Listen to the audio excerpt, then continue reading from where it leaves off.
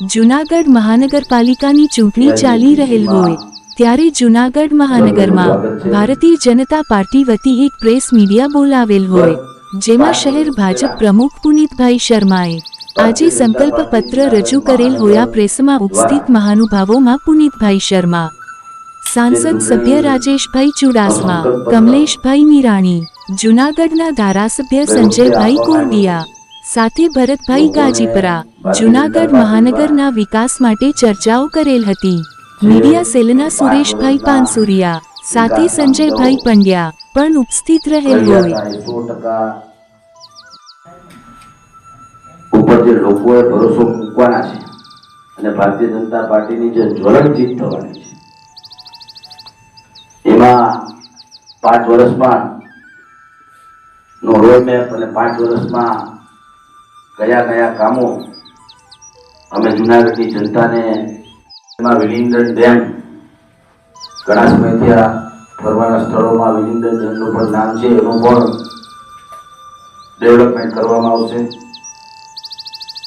पर्यटकों यात्रिकों जूनागढ़ वासियों ने ऐतिहासिक जूनागढ़ ने निहाळवा आवता लोको माटे सिटी बसनी योजना पण एने વધુ સગવડતા મળે એટલે અમુક વિસ્તારોમાં યોગ સ્ટુડિયો બનાવવામાં આવશે। યુવાનો માટે રમતગમત પ્રોત્સાહન મળે તે માટે સ્પોર્ટ્સ કોમ્પ્લેક્સ તેમજ અદ્યતન ક્રિકેટ સ્ટેડિયમનું નિર્માણ કરવામાં આવશે। विवेकानंद स्पोर्ट्स डे अत्यारे चालू है, एमां जे विवेकानंद ની બાજુમાં આપણે અત્યારે સ્વિમિંગ પૂલ છે તેની ઉપર પણ જીમ્નેશિયમ ને એ કરવામાં આવશે। આગામી દિવસોમાં સફળ મેદાનમાં પણ સ્ટેડિયમ અને વસ્તુ એવી નથી કે કોર્પોરેશન વિસ્તારમાં થાય તો એ કેન્દ્ર સરકારની ગ્રાન્ટથી પણ થતી હોય છે, રાજ્ય સરકારની પણ ગ્રાન્ટથી થતી હોય છે અને લોકલ કોર્પોરેશનની બોડી કરતી હોય છે। विषय है कॉर्पोरेशन ना डेवलपमेंट माटे में सरकार की केंद्र की योजनाओं कॉर्पोरेशन ने अमलकारी एजेंसी तरीके कॉर्पोरेशन काम करती है। रेलवे मंत्री श्री फरी पाछो एनु सर्वे करवानुं कीधुं छे। एनी वैकल्पिक व्यवस्था बीजी शुं थई शके ए रेलवे मंत्री द्वारा विभाग ने सूचनाओं आपी है। वहेली तके एनो सर्वे थाय अने जूनागढ़ ने फाटक मुक्त करवामां અમે લોકો સફળ થઈશું એવો મને વિશ્વાસ છે। સ્વરાજ્ય આગામી 16મી ફેબ્રુઆરીએ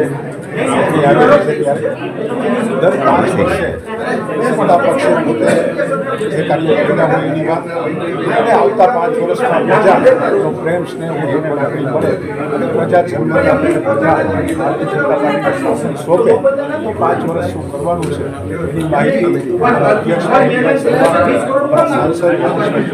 ધારાસભ્ય શ્રી સંજયભાઈ જ્યારે કોર્પોરેશનનું બજેટ એ પણ રજૂ થતું હોય, હું પણ ભારતીય જનતા પાર્ટીમાં રાજકોટ મહાનગરમાં